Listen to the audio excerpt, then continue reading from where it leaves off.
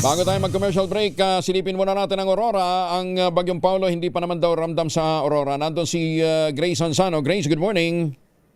Good morning, Angel.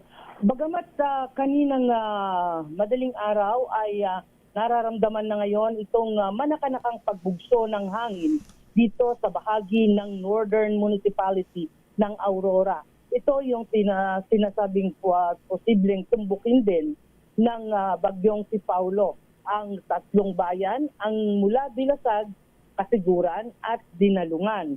Bagamat kahapon pa umiikot na ang ambulansya at iba pang mga kanilang mga public address na ginagamit para nga ipaalalahanan at bigyang babala ang mga residente. Lalo na yung mga residenteng malapit sa ilog, dagat at bundok.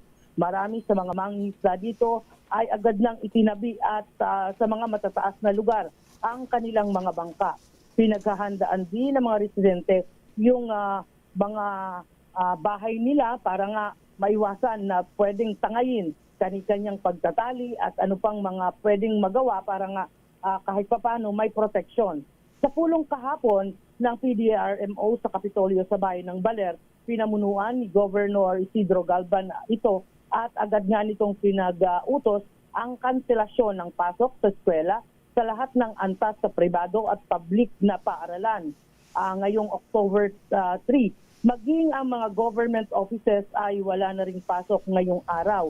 Dala nga ng bagyong si Paulo, pinag-utos din ni Governor Galban na bantayan ang lahat ng mga barangay coastal, coastal barangay dito sa Aurora, na bantayan yung mga kababayan natin na maglalayag at hindi na nga papayagan pa ang anumang mga water activities sa mga baybaying dagat.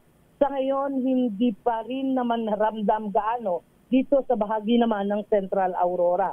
Ito yung mga bayan ng Baler, Maria Aurora, San Luis at ilang part ng Dipakulaw. Mayroong paminsan-minsang bugso ng hangin at may ulan, pero mas madalas yung medyo ambon na malakas ang nararamdaman dito sa Central Aurora. Sa ngayon, patuloy ang nakaantabay ang DPWH para nga matyak na ang ating mga kababayan maalalayan sa mga sinumang mga maglalakbay.